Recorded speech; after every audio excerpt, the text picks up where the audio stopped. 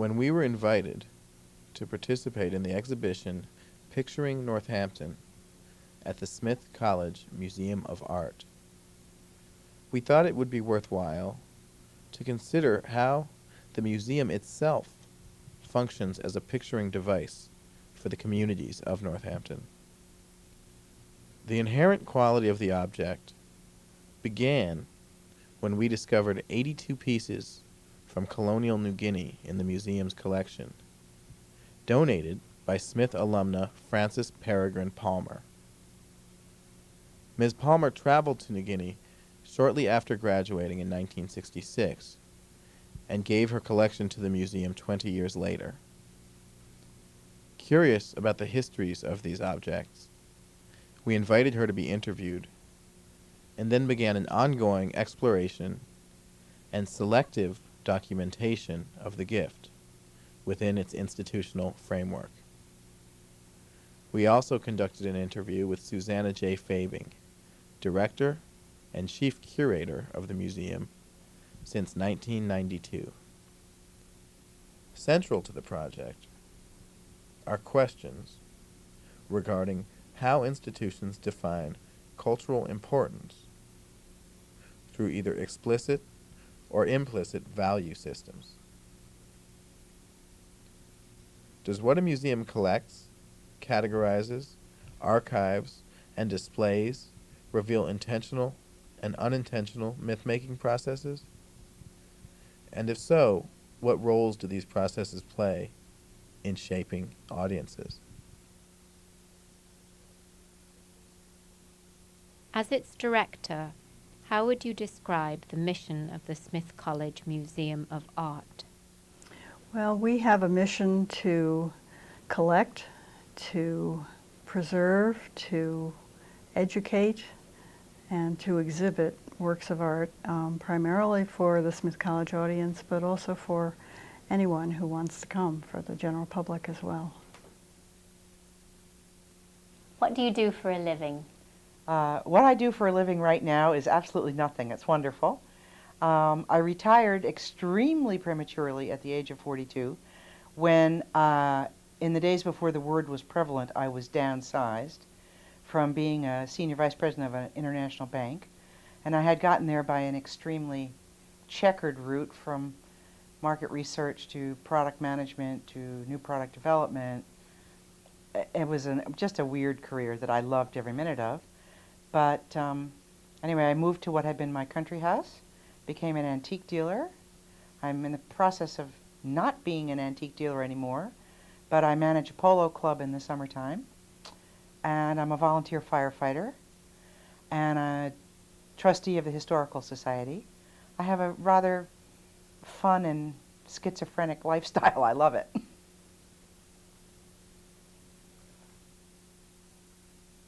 What are the criteria for accepting a donation to the museum, and on what grounds would you reject something? A donation of a work of art. Well, we look first of all for the inherent quality of the object.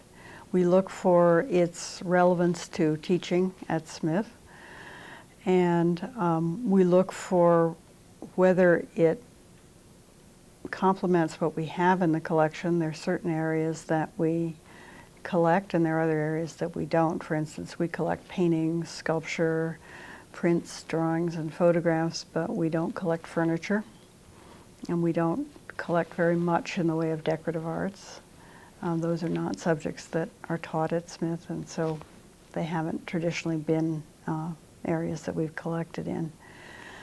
And if we feel that the work, and then another criterion would be the condition that the object is in. If it's in very bad condition and it's going to need a great deal of fixing up before we can use it, we might turn it down on that basis.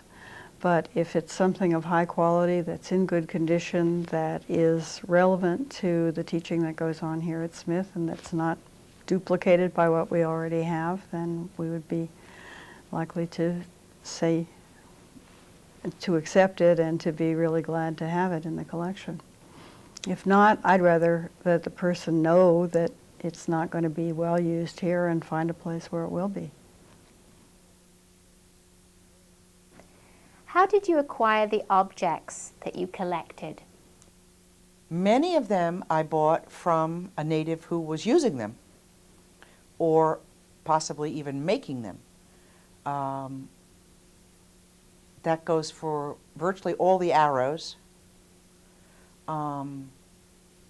the body decorative items, the pillow, that funny piece of wood that's a pillow I bought from a native. The black palm bow I actually found in a junk shop in Sydney on my way home, and I couldn't believe it, and I bought it. And it's a superb item if anybody cares about ethnography. The few pieces of art, the carvings, there's a crocodile canoe prow and stuff, those were bought in mission-run shops. And that's actually the canoe prow is fairly decent. Any of the other carvings were basically made for the tourist market. The Hagen axe, which is the one with the quite spectacular woven haft to it, is a touristic one. That blade wouldn't cut paper. There's two other ones, though, an adze, and there was another axe, I hope they're all still there, that are actual items and probably shouldn't be outside of New Guinea because they're the real deal, made with greenstone. But where I lived, to go too long with this answer, where I lived, they didn't make art per se. They made things they used, and the art was in their personal adornment, in the wigs, the incredible wigs, the use of feathers, the use of face paint, which were non-collectible, except for those orchid root bands I bought that go on the belts. Many cultural institutions house objects that some people believe should be repatriated. What are your views on this subject? That's a very complicated subject. I think we do need to be sensitive to the feelings of people about objects that are particularly important to them. Objects that have come out of grave contexts are one case in point. But on the other hand, I think it would be a terrible thing if all of the Greek art were in Greece and all of the Italian art were in Italy and all of the French art were in France, and the only way you could become acquainted with the art of the world would be to be able to travel to all of those countries. So I think we need to find some sort of a happy medium. I wish that countries that had a great deal of material, older material, would be willing to make more loans, for example, to museums in other countries so that we could represent those cultures even though the ownership of the material might remain with the host country. It's also complicated because the modern nations are not always the nations that produce the art, and in fact may even be somewhat antithetical to the cultures that produce the art. And so how do you determine really what the patrimony is of these objects if the current nation state is not related to the culture that produced the art? These are very, very complicated issues, and many, many people are trying to find an honorable way to address them. Why did you decide to donate your collection to the Smith Museum? When I was living in New York, I was a banker, and my apartment had a front hall that was big enough to use as a dining room, and I had all the New Guinea stuff in there. One wall was the prints and photographs, and the big wall was most of the artifacts, and the arrows and the bow were around the other walls. And when it came time to move to my farm, it occurred to me that these were not exactly what I wanted in a 200-year-old farmhouse. And there's, quite honestly, very little market for what I had because it's not overtly art, like the carvings from the Sepik and stuff are. So I called Smith and said, would they be interested? And the director of the museum said, they'd have to come look at it. So they did. He and his assistant came one morning, and they said, we would like this, this, this, and this. And I said, no, no, no, no, it doesn't work that way. You get it all or nothing. And they said, fine, we'll take it all, but you have to give it to us with an appraisal. So then I went through hell finding somebody who could actually give me an appraisal on the stuff. And I donated it in 1987 with the proviso at the time that they could deaccession anything they wanted, whenever they wanted, but not for 3 years because I wanted my tax deduction. Artifacts frequently undergo recontextualizations. For example, they can be acquired by collectors as trophies, displayed in collections as ethnographic evidence, or curated into special exhibitions as aesthetic objects. How is it possible, or impossible, for the museum to make these complex histories and trajectories available to its public when displaying these artifacts? Well, I think we are owning up to our implication in these narratives more and more. And so I think museums do try to do a better job of telling the stories of how things have come into their collection. Sometimes you can do that through being able to cite journal entries or to show early drawings that maybe the explorer did when discovering the things. Sometimes you don't have that material to draw on. You can sometimes bring contemporary people in to do programs about the materials and to talk about the significance or to tell the stories, the myths that these materials pertain to, so that you can educate your audience about the whole culture that produced these things. And it's not just then a beautiful object sitting on a pedestal, but it's an object that belongs to a culture that the audience has learned something more about. That could be done through programs, it could be done in a printed catalog. It could be done, to some extent, it can be done in materials that are on the walls in the gallery, but that's difficult because it gets to be fairly burdensome amount of material to master, I think, in that form. But it's true that it's complicated, and it is an area where I think our sense of our responsibility is changing in the museum field. What were the best things about being in New Guinea? I was challenged every day. Visually, I've never seen so many colors of green. It was absolutely beautiful.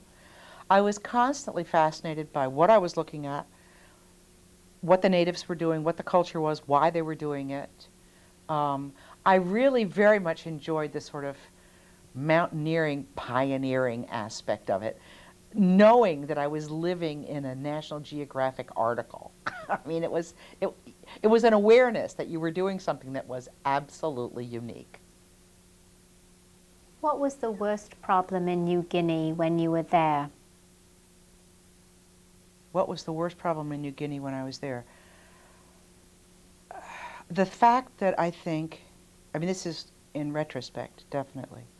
The fact that the Australians were being pushed so hard by the UN to grant independence way too soon, which they did. The natives in the highlands where I was knew they weren't ready for independence. The ones, they gave them independence, except for foreign affairs, in '75, I think, which was 5 or 6 years after I was there. Law and order has broken down to a great degree. They were not ready for independence. When I was where I was living, they were having the first ever tiny little steps to having local government in a part of the valley. These are people to whom the real way to deal with problems was to kill the other guy. It was not really a recipe for parliamentary democracy. And things had also been set very much on edge because right before I moved to New Guinea, the Indonesians had stolen Dutch New Guinea, and the UN had proved itself totally incapable of doing anything about that. And they let the Indonesians get away with it. So there was a lot of political instability brewing under the surface. Although the surface, the level at which I was living,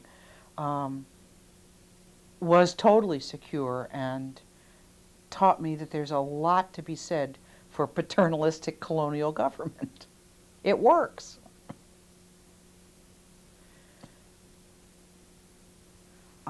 The Highlanders were very wise, and they knew they were not ready. They did not want independence. They knew they needed the impartial administration that the Australians could provide, because they knew how close their old warring ways were to the surface. And I think that to a great degree what has happened in the Highlands since bears them out. And I was so happy there, and it was so beautiful, I'm never going to go back, because I don't want to wreck it with what it's like now. You can't go anywhere unarmed. Hooliganism, rascals, drunkenism, just lack of control, left, right, and center. There is no, I hate to use the word civilization, but because they've still got some Western norms, houses and clothes, and they drink booze, and they drive cars, but there's no control. There's no peace. It's flat out dangerous. And I don't want to know about that.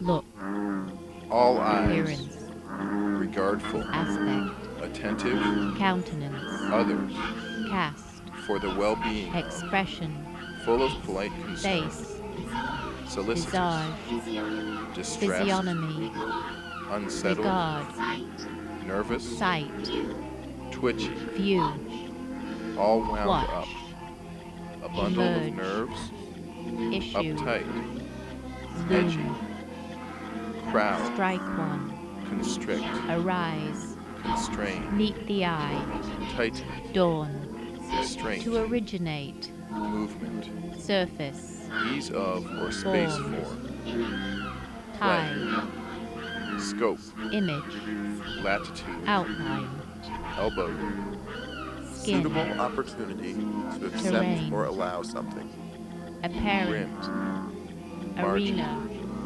fringe, domain, borderline, field, periphery, circuit, orbit, end, skirt, province, verge, realm, border, scene, edge, the lay of the Contour. land, natural feature, subject, character, topography, topography, character, subject, the natural lay of the feature, land, scene, contour, realm, edge, province, border, orbit, verge, field, skirt, domain, end, arena, circuit, apparent, periphery, terrain, skin, borderline, outline, fringe, image, margin, hide, rim, form, suitable opportunity to accept or to allow originate. something, dawn, elbow room, meet the eye, latitude, arise, scope, strike one, play, loom, ease of or issue, space for movement, merge, restraint, tighten, view, constrain, sight, constrict, regard, crowd, physiognomy, edgy, visage, uptight, face, a bundle of expression, nerves, all wound cast, up, countenance, twitchy, aspect, nervous, appearance, unsettled, look, distressed,